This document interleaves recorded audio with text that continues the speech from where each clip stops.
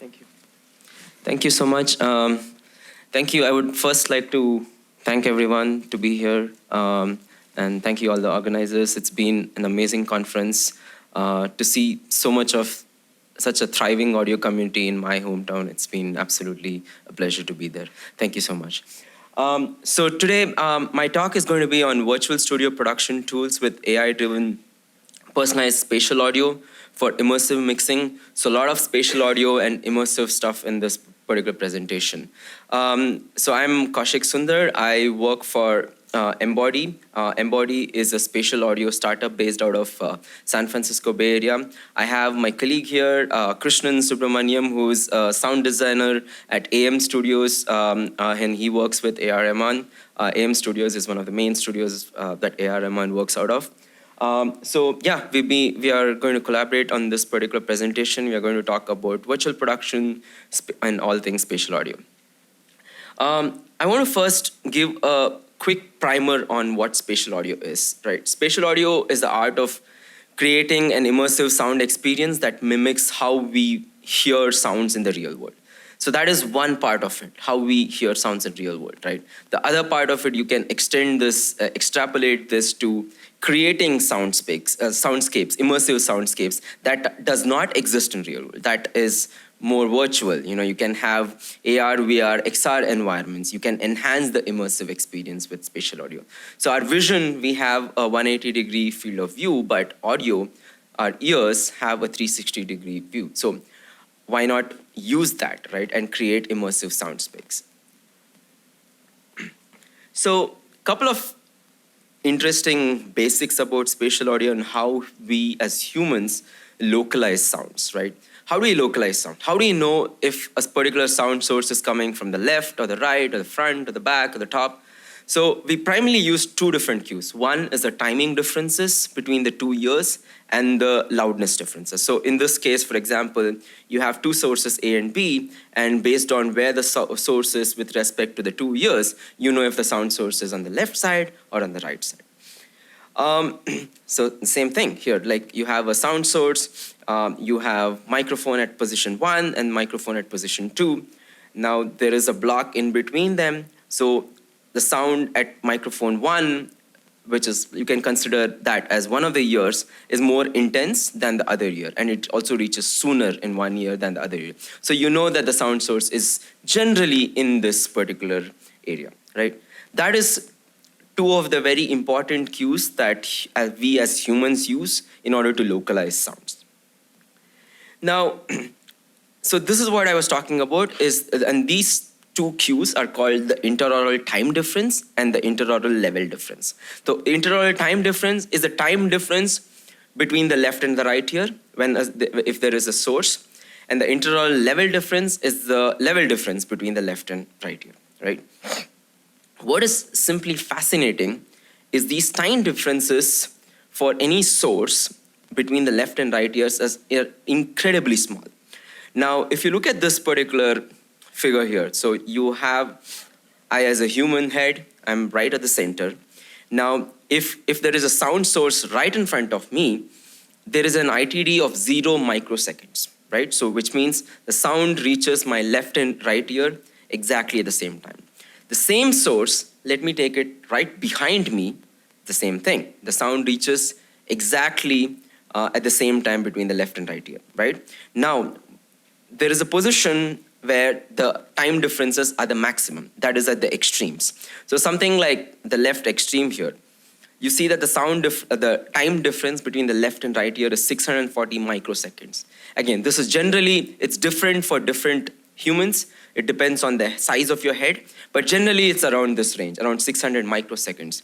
So the next time you realize that the sound is coming from this particular direction, your brain is actually decoding this 600 microseconds and it knows that the sound is coming from this direction, which is simply fascinating.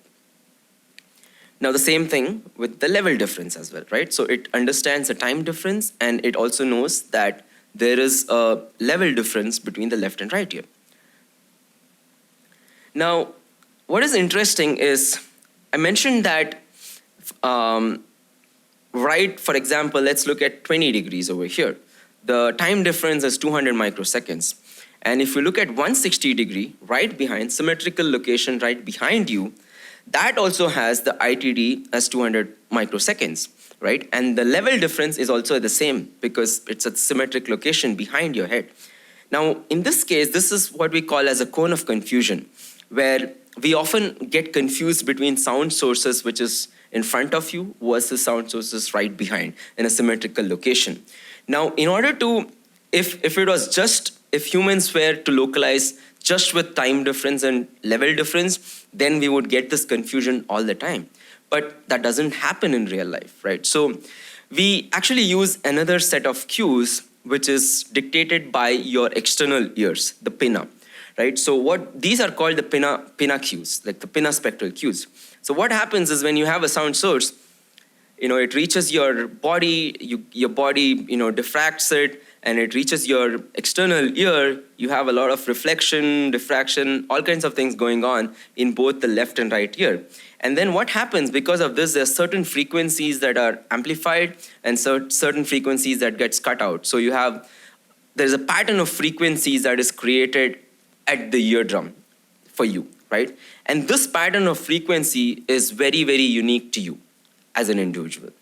So our human brain knows this pattern of frequency for every person. Like it has learned through my childhood what this pattern of frequency is for me. And that's one of the other cues that I, as a human, used in order to disambiguate between a sound source that is right in front of me versus something that's right behind me. So all this together, we spoke about the interaural time difference, we spoke about the interaural level difference, and we spoke about something called the pinna spectral cues. All these three things are encapsulated in something called the head-related transfer function, or in short, HRTF. So in spatial audio or binaural audio, you'll be hearing this term HRTF quite a bit, right? But this is what HRTF is. So when there is a sound source, if I put microphones at my eardrum, I'll see a pattern of frequencies at the eardrum. That is what is HRTF is. Now, what is very unique about HRTFs is, and our human ears in general, is our human ears are as unique as fingerprints. So what happens is the HRTFs for every individual is very unique because the pattern of frequencies that is created at the eardrum is very different. So in a hypothetical scenario, if I replace my ear with someone else, I'm going to start getting all these confusions and localization issues. I cannot localize clearly. This is because my brain is very used to my set of pattern of HRTFs, my set of pattern of frequencies at my eardrum, which is unique, very, very unique to me, right? So it's very important to know that HRTFs are highly individualized, highly idiosyncratic. Now, this particular graph shows how different HRTFs are. So what this means is this is a set of pattern of frequencies measured at the eardrum. So suppose this is some subject, some human. We place microphones at the eardrum. You see there are notches at something around like 7-8 kilohertz and 11 kilohertz, and then there are peaks. For a different subject, these HRTF patterns are different. So these notches are very, very important for human sound localization. And you note that these notches, the pattern of these frequencies, HRTFs, are very, very unique for every individual. Now, it's also a painful task to really measure these HRTFs, okay? So one of the things that I was talking about, like how HRTFs are very unique, and if I swap my ears with your ears, how we get localization confusions. These confusions are typically of this particular order, right? You often have front-back confusions. So if I'm listening a binaural audio of a generic HRTF, for example, what happens is you often, if there is a concert going on in the front, if you close your eyes, you would actually think it's happening behind. So there's these front-back confusions. There's elevation confusions. Often sound sources you perceive inside the head. There is no externalization. And then there is a lot of tonal coloration. So it's very, very important, even if you're synthesizing spatial music, spatial audio, especially for localization purposes, you really need to have personalized HRTFs. Now, how are these HRTFs measured, right? You have to place a human.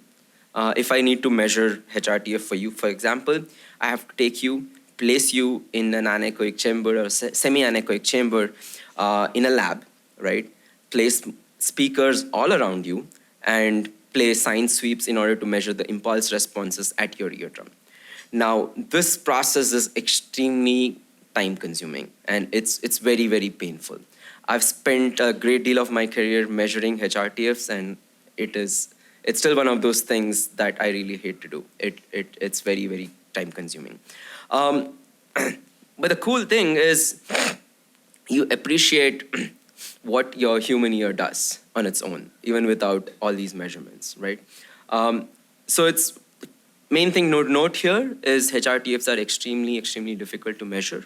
It takes a lot of time, and you need a large setup and money. Now that we have understood some of the basics of spatial audio, HRTF, let's come to, the topic of the presentation. Virtual production tools. What do I mean by virtual production tools? Why do we even need it? Immersive content is on the rise, right? Like, especially on headphones. So you have AirPods Pro and you have the headphone market is huge right now. Most of the music consumption, audio consumption is on headphones right now.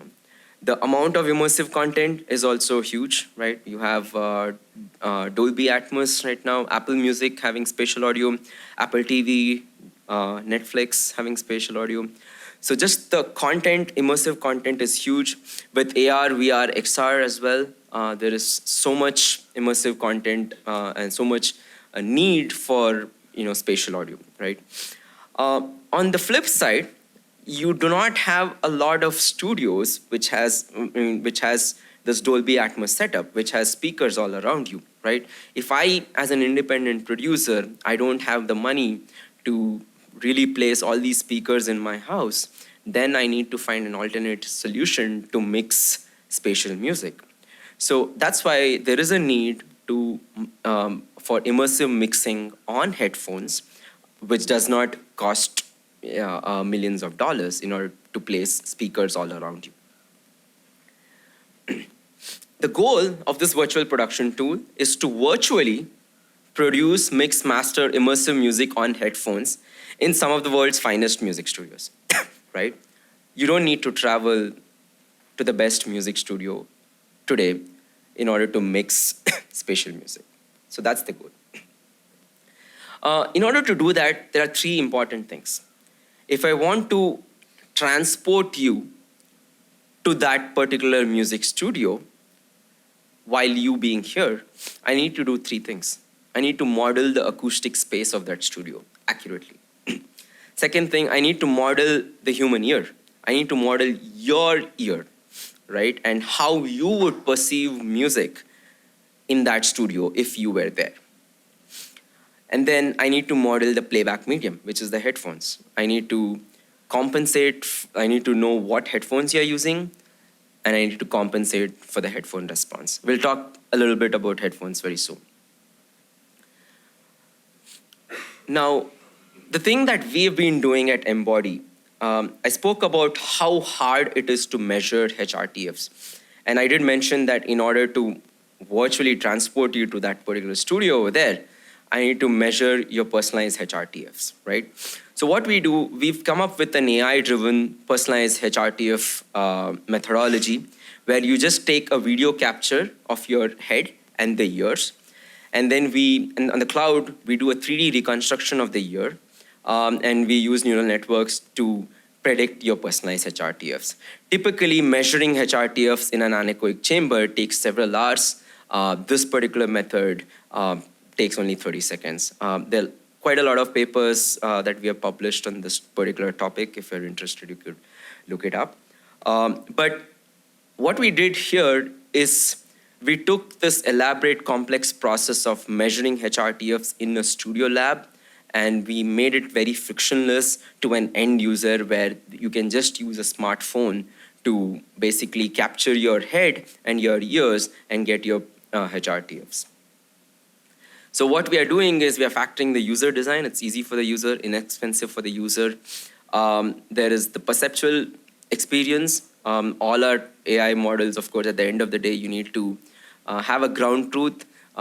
We developed this whole training data set. We measured hundreds and thousands of people.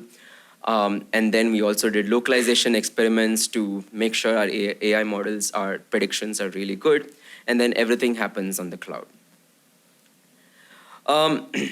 That is the first part, modeling your human ear, modeling the personalized HRTFs, right? The second part, as I mentioned, is measuring the studio acoustics. On the left here, this is the dummy head, the B&K Hatch dummy head. We are measuring this dummy head. This particular studio is Alan Meyerson's Studio M, which is Hans Zimmer's studio. On the right, we use this dummy head. We are measuring the studio here. This is AM Studio, which is A.R. Rahman's AM Studio. We have Krishnan, who will be talking a little bit more on that. What we primarily do is we take this dummy head to these studios. We place the dummy head in the place where a mixing engineer would sit.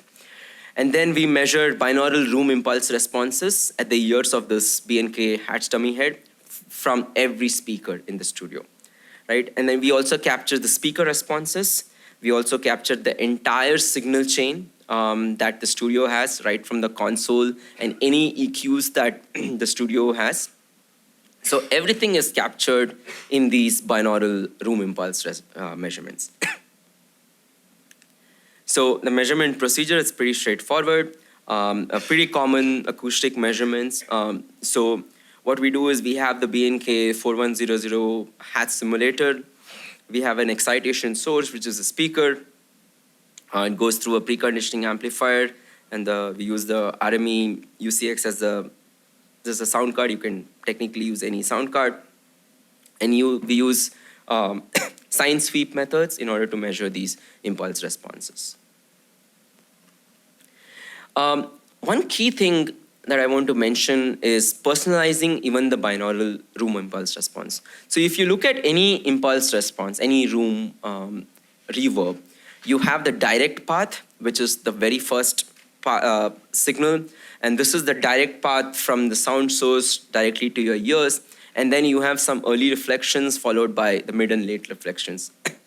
The early reflections are very, very important for localization. As human beings, apart from the 3 different cues that I mentioned, we also use the early reflections to get an idea of sense of space. And how large is the space. Even if I close my eyes, I do have an idea of how big is the space, that it's some kind of a hall and not like a small room. And a human brain uses these early reflections. The key thing is the early reflections has some of your ear features. So what we do is once we measured the dummy head, the binaural room impulse response with the dummy head, we replace the dummy head's ears with your personalized HRTFs and personalize the early reflections as well. So the early reflections now also has your ear characteristics. Something about headphones. It's very important to know, and this is something not everyone knows about, is headphones are not acoustically transparent, right? What goes into the headphone is not the same thing that comes out of the headphone, right?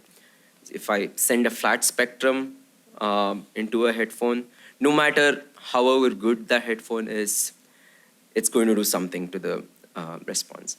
And sometimes in a good way, sometimes in a bad way. But it's important to know what it is doing to your original sound spectrum. This is a very interesting plot here. This is the headphone responses of pretty much like close to 300 headphones out there in the market. And you can see the variability here. Like every headphone is different, and it is so different. The variation is extremely high. So you do need to account for the headphone that you're using. So how do we do that, right? Like suppose this is the headphone, you have the headphone acoustic transducer, you have the headphone foam, and then you have what we call the headphone ear coupling. Now, the other crazy thing here is if I place a microphone in my eardrum and I place a headphone and I measure the headphone response, right? It's very different from when I do it on your ears. Why? Because again, your ears are coming into picture. And like we discussed, ears are very unique. So again, headphones, the way it interacts with your ear, the way you place it on your ear makes a huge difference.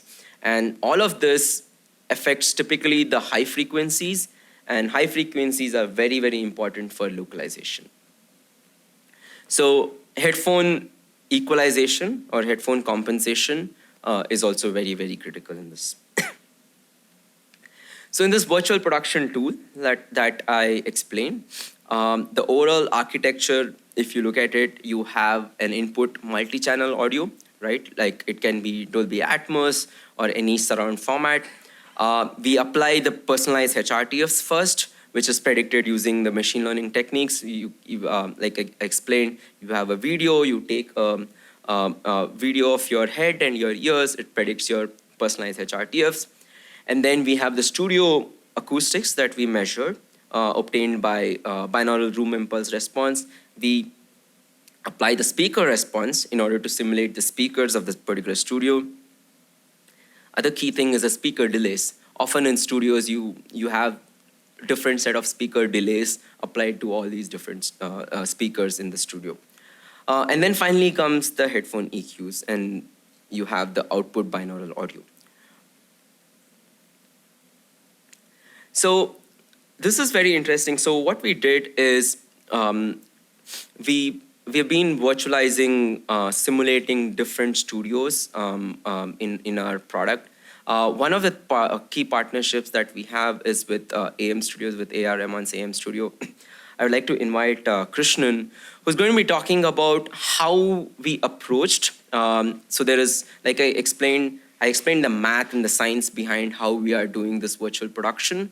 But at the end of the day, engineers like Krishnan, who are in the studio working day and night, they know the sound of the studio perfectly, right? So they are the ones who listen to this plugin, listen to the final sound, and judge how close does it come to the speakers. At the end of the day, what we want to reproduce is, if in the plugin, on the product, when you listen on headphones, you would actually feel like you are in that particular studio as if you're sitting in real life.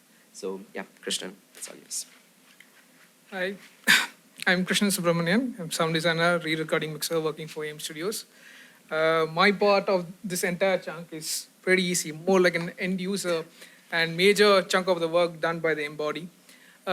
Before I get into the subject, just a small story which will help the reason why the whole process is very useful. So when I did my post-graduation, we had only one studio, and both undergrad and the grad student, the post-grad student has to use that mix stage to do all their work. So it's more like 1:20. So major chunk of our work done in the headphones, and then we take to the mix stage and we work on it. Initially, when I started, I still remember my first time when I did my mix in the headphones, and those are the days that you thought that you can give tips even to Randy Thom. So I played it in the mix stage, it fell flat, and it doesn't even make sense. It was sounding so nice in the headphones, and then you go to the mix stage and you feel that something is not right. Then I realized that whatever that you're doing in the headphones is not going to translate exactly. So initial days, what I did, I learned that you need to adjust your workflow when you're working with the headphones. Do some basic EQs to make sure that whatever you're doing in your headphones translate in the mix stage. So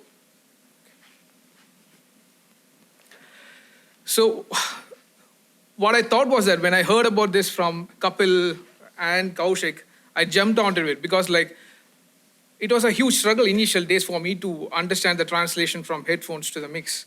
So I thought what they are going to do is going to be a huge help for the future generation. So if this is going to work, anyone who's going to work outside, who doesn't have access to the major chunk of studio, can still do their decent chunk of work, come back to the studio and tweak stuff. So that's the first point. Often, the challenges when you work with the headphones are that it's misleading. It feels like when you work in the headphones, everything is done. It's almost there until you take it to the main mix stage, realizes that there needs to be more work. And each headphone has their own coloring. You need to understand what sort of headphone you are working on it.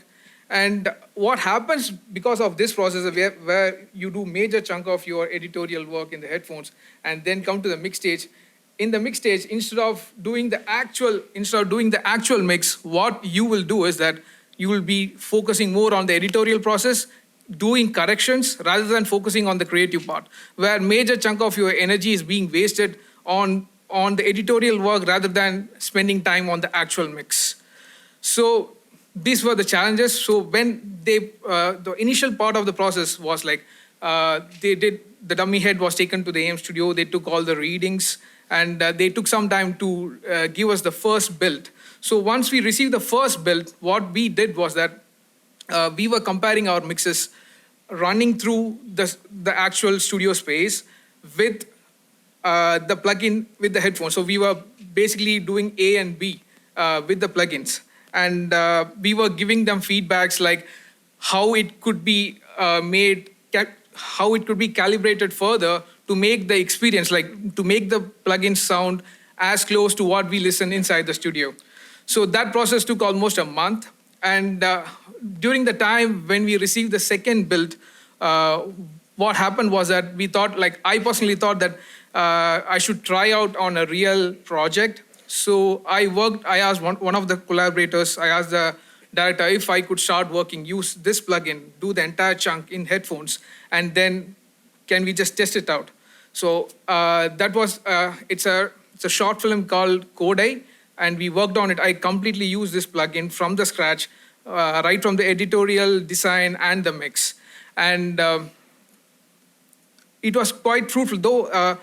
What happened was that when I finished the work in the laptop with my headphones, with the Immersive plugin, and I took it to the AM studio to check, what happened was that most of the EQ decisions were almost there. Well, the changes that I did with the director were all on the creative side.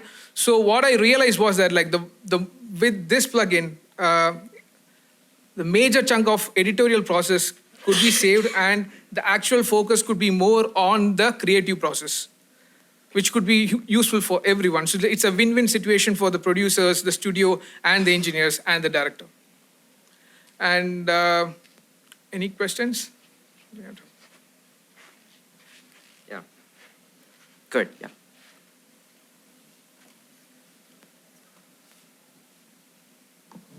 So thanks, Kaushik. Really interesting presentation. I couldn't help but think that you talked about HRTFs and also binaural hearing. Have you ever worked with, and this is like not a technical question per se, but just out of curiosity, have you ever worked with people with unilateral hearing loss? So for instance, who can only hear from one ear and are deaf in the other ear? And how does HRTF work in that? And if you've ever had that kind of an experience? I haven't worked with like completely tone deaf on one ear, like unilateral hearing, but we have worked with definitely with partial hearing loss. And I must say that, so even when you have partial hearing loss, your human brain, like on their own, they have kind of figured out the localization, right? It's not that the localization is extremely poor because of the partial hearing loss. So it translates pretty well when you have their personalized HRTFs over there. I would imagine the situation is a bit different if you have completely unilateral hearing, because you don't have any of the interaural cues and you probably only have the spectral cues. So even if you have some localization, for sure the externalization is not going to be that great. Yeah. Thank you. Thanks.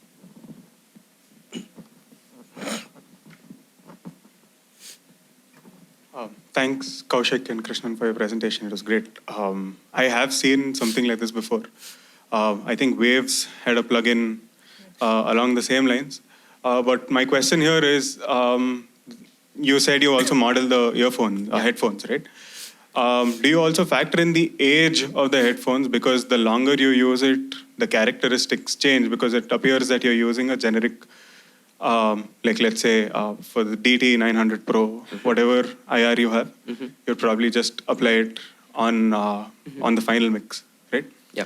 Do you also factor in the age? Do you also factor in maybe the non-linearities of the headphones or the speakers. Speakers not so much, but headphones mainly because that's what you hear from. And is it such a big deal? Is non-linearity such a big deal after all? So first of all, for the first question, Waves NX, it does similar stuff. They basically primarily model Abbey Road Studios with head tracking, but what they don't have is the personalized HRTF component, and that makes a very, very huge difference in overall experience. On the headphones, non-linearity is, yes, makes a huge difference, but not so much the age. Again, it depends on when you say age, we're probably not talking about decades. In that case, we should probably not use that headphone at all. But over a set of few years, the frequency responses, they don't change a whole lot. Okay, yeah. Thank you.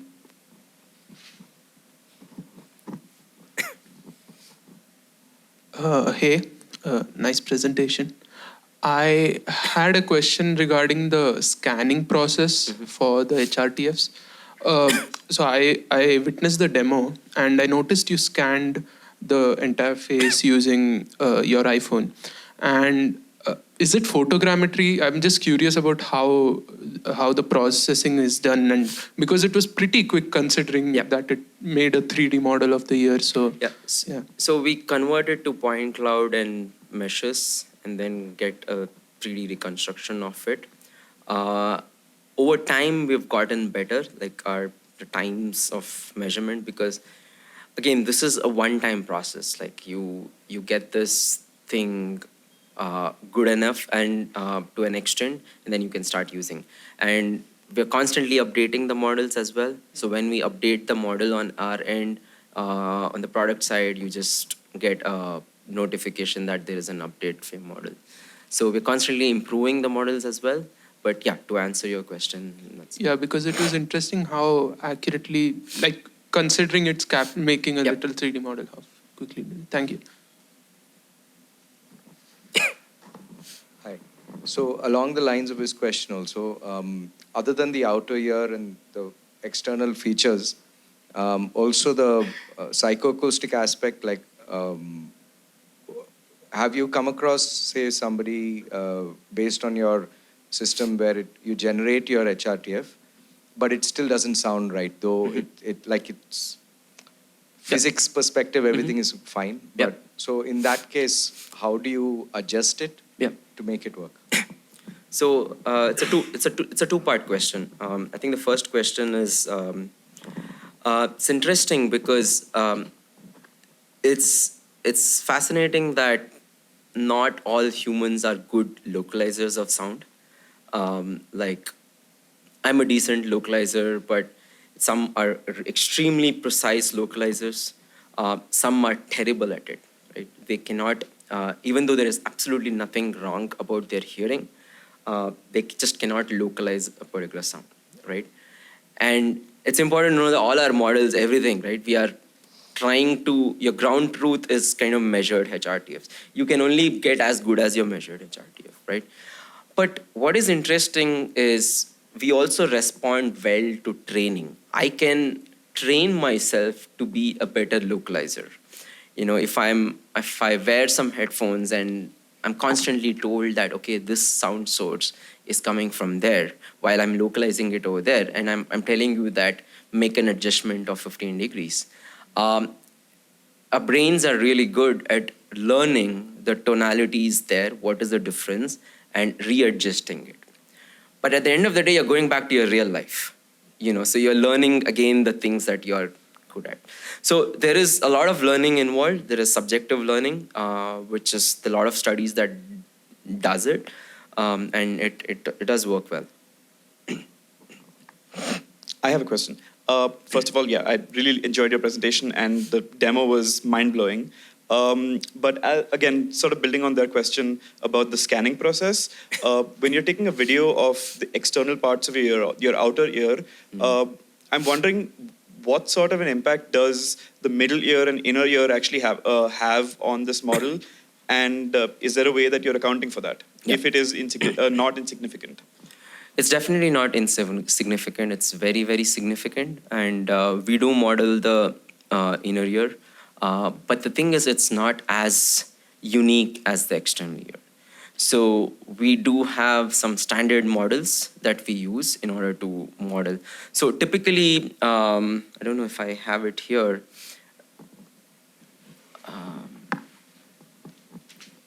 Make it quick. Okay. The effect of the ear canal is often this peak at around 3 to 4 kilohertz. That's what the ear canal contributes. And you look at any person's ears, the spectrum, you will see around that region, you have a peak in your spectrum around that region if you're doing any measurements at the eardrum, which has the ear canal.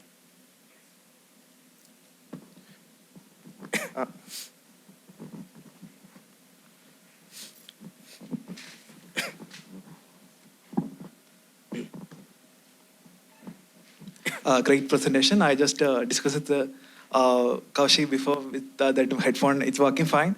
Only thing I have to just know that height is that dealing with the ILD, and if it like to second question to Krishnan, like how you really getting when you mix with the headphone, and are you really getting the top, and how you dealing with the LFE? How you treating with LFE? That's So what is the first question again? When you dealing with the Height. Z6, so are you using the ILD for that? Yeah, so ILD for sure, but often most of the height cues, how we as humans perceive anything that is above you or below you, is because of the spectral features. Especially these notches over here. One of the key cues is this particular notch for this particular human. As it goes up, as the source goes up, this particular notch will move higher in frequency. So that is one cue. So, and again, the number of notches. So those are some very important cues for height perception. And that's why you do get a pretty good height perception here, because we are doing this personalized HRTF prediction over there. With the low-end LFE, I think when compared to working with other plugins, the signature edition has more options. Like I could actually, normally what I will do is that I will not take any of the low mids, low frequency decisions with the headphones. I'll leave it to the mix stage. But with this plugin, I could actually take few of the creative decisions using the plugin itself. It's quite nice, especially how the low and the low mids are translating through the plugin. And the height layer, it's still, I'm coming to terms with it. Like it's not that much of a decision could be taken when it's spinning over the top or it's here. So I don't focus too much on the height layer. Yeah, because I just take the headphone, but I'm not really that much in the top. Yeah, the translation and the pan around your head is pretty evident, but then when it goes to the top, it's still even working on it. Yeah. Even I try with the Apple AirPod also, it all not getting the proper, So it will be, just you have to think about that. But when compared to other plugins, the lows and low mids, the translation is pretty good with them. Thank you. Yeah. Thanks for the presentation. I think it was very good. So my question is, now, since we are talking about HRTF and you say that it is unique for every individual, which makes sense, from personal experience, I would assume, between the left and the right ear, that also would be a significant, or at least a bit of a difference. So I wanted to know, how maybe you have thought about that or factored that in as well. Yeah. No, absolutely. You're right. There is asymmetry in the left and right ear, and which is very important factor in sound localization, because if your ears were exactly the same, your ITDs and ILDs are going to be same through. We do factor it, and we have, I would encourage everyone to check out the demo. We have it outside, and there is a scanning process that we do where we actually scan both the ears, and we actually predict the left and right HRTFs separately. I would encourage everyone to check out the demos and give us feedback, and listen to it. Thank you. Yeah, so I have some questions from the YouTube chat as well, the live stream. So there's one, there are a few of them by the mastering project. So first one is, how is the overhead and back speaker positions accounted for in the HRTF?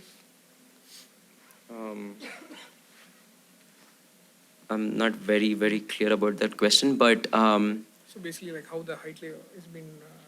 is accounted. I mean, if the studio has those speakers, like for example, AM, we have the overhead speakers and the back speakers. I mean, we do measure every speaker, so we are able to, and we measure even the exact position of these speakers. So that's how we can account for these HRTFs. If that makes Okay. sense. The second question is, how is a room with no reflections or very minimal reflections, BR, IR, accounted for distance? How is the How is a room with no reflections or very minimal reflections, BR, IR, accounted for distance? Okay, I'm going to guess what that question exactly is, but I think the question is if there are no reflections, how do you account for distance? Yeah, because like the studios live there, the reflections are cut. Oh, okay. Yeah, I mean, if the room does not have any reflections, then it does not have any reflections. It's a anechoic, semi-anechoic room. There is nothing to do over there. Accordingly, the distance perception is also going to be bad. Even as a, forget about headphones, but as a human, if you just go in a room without any reflections, you're not going to get a whole lot of distance perception. So the localization is going to be, distance localization is going to be pretty poor. Okay. Next one is, how is the low frequency accounted for the main speaker and the LFE channel when monitoring on headphones? Yeah, I mean, we do, I mean, first of all, on the measurement side, we do measure how the exact low frequency specs of the subs. And then we do a lot of careful tuning of these LFEs when it comes to the final sound. Probably you can answer a little bit And more. also like the workflow that we are following is that we are sending the signal to Dolby Production Suite, and the sound is going to come, the LFE channel is going to go straight to the immersive bridge, and from the immersive bridge, we are going to listen to it. So it's the actual reflection of what's coming through the LFE channel. And the last question is there any form of gain reduction or limiting happening so that the binaural downmix that happens for the headphone doesn't clip when the speaker summing happens? Oh, that's a great question. The answer is no. We don't do any gain reduction or limiter. We have an option of a limiter on the plugin, but that's not a decision we as plugin manufacturers do. We make sure is our entire processing chain is in such a way that the levels match really well with the stereo downmix, but we don't do any gain reduction as such. And the limiter can be switched on and off. It's Yeah. not like always on. You have the option to switch it on and off. Yeah. Okay, thank you. Thank Those you, are the everyone. questions for you. Thank you.